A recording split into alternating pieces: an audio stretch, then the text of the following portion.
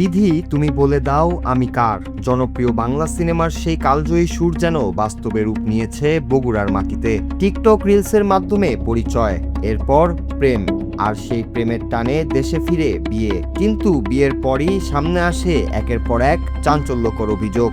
বগুড়া সদর উপজেলার লাহিড়ীপাড়া ইউনিয়নের জাহানাবাদ গ্রামে এক নারীকে ঘিরে দুই স্বামীর সংসারের এমন ঘটনাই এখন আলোচনায়। অভিযোগ, প্রায় ৮ বছর আগে এক ব্যক্তির সঙ্গে বিয়ে হলেও সামাজিক যোগাযোগ মাধ্যমে নিজেকে অবিবাহিত পরিচয় দিয়ে নুসরাত জাহান মায়া নামে প্রবাসী শিহাব হাসানের সঙ্গে সম্পর্ক গড়ে তোলেন আশা আক্তার। পরে দেশে ফিরে ১ লাখ টাকা দেনমোহরে তাকে বিয়ে করেন শিহাব। বিয়ের মাত্র ১ মাস পর শিহাব আবার প্রবাসে ফিরে গেলে শুরু হয় নতুন অভিযোগ। পরিবারের দাবি, মাসিক খরচ, স্বর্ণের চেন সহ নানা কারণ দেখিয়ে তার কাছ থেকে নিয়মিত নেওয়া হতে থাকে কারি টাকা।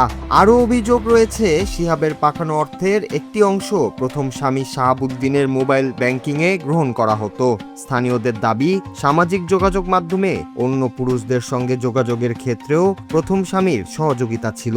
এক পর্যায়ে টাকা পয়সা নিয়ে সন্দেহ তৈরি হলে শিহাব খোঁজ নিয়ে জানতে পারেন যাকে তিনি অবিবাহিত ভেবে বিয়ে করেছেন সেই নারীর আগের স্বামী এখনো জীবিত এবং তাদের বৈবাহিক সম্পর্ক বহাল থাকার অভিযোগ রয়েছে। শিহাবের সাথে সম্পর্ক করছিলাম, তার জন্য এরা পুলিশ প্রশাসন দিয়ে করতে চাইছে, তার জন্য আমাকে নিয়ে আসছে এখানে। এটা কি হয়? হাজব্যান্ড। ফেসবুকের মাধ্যমে সম্পর্ক হয়েছে। সম্পর্ক হওয়ার পরে প্রবাস থেকে এসে আমার সাথে দেখা করতে চাইছে। আমি দেখা করছি, তখন আমারে বিয়ে করার জন্য জোর করছে। যে কোনো সমস্যার কারণে সে ২-৪-৫ হাজার এরকম টাকা দিচ্ছিল তার কাছে। না, এরকম আর আমি কোনোটা ঘটাইনি।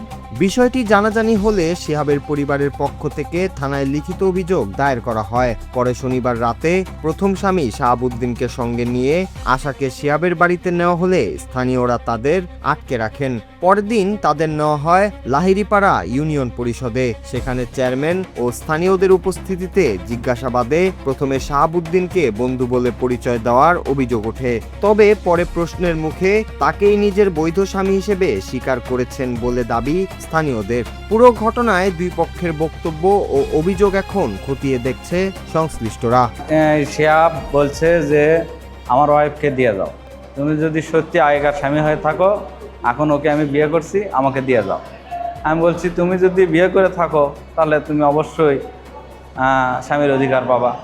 হ্যাঁ, ফোনে দিছে, এটা ঠিক আছে, ২-১,০০০-৫,০০০ এইরকম করে দিয়ে এটা যে আপনার স্ত্রী থাকা অবস্থায় একটা ছেলেকে বিয়ে করলো, বিয়ে করার পরে সেই টাকাটা আপনার ওই ছেলের কাছ থেকে আপনি আবার টাকা নিচ্ছেন, এটা কি ধরে? এটা কি প্রতারণার মধ্যে পড়ে কি পড়ে না আপনি বলেন? একটু তো পড়ি। একই মেয়ে, একই স্ত্রী, রানিং স্বামী হচ্ছে হলো দুটা। এটা একটা সামাজিক অবক্ষয়, অনৈতিক একটা বিষয়। এখন আমরাও তো দ্বিধাবিভক্ত যে আসলে এর প্রকৃত স্বামীকে আমরা পাঠাবোই বা কার কাছে। টিকটক রিলসের পরিচয় থেকে প্রেম, এরপর বিয়ে, কিন্তু পরিচয়ের তথ্য গোপন, আগের বৈবাহিক সম্পর্ক এবং অর্থ লেনদেনের অভিযোগ মিলিয়ে ঘটনাটি জটিল রূপ নিয়েছে। প্রবাসী শিহাবের পরিবারের অভিযোগ, সামাজিক যোগাযোগ মাধ্যমের সম্পর্কের সুযোগ নিয়েই তাকে প্রতারণার শিকার করা হয়েছে।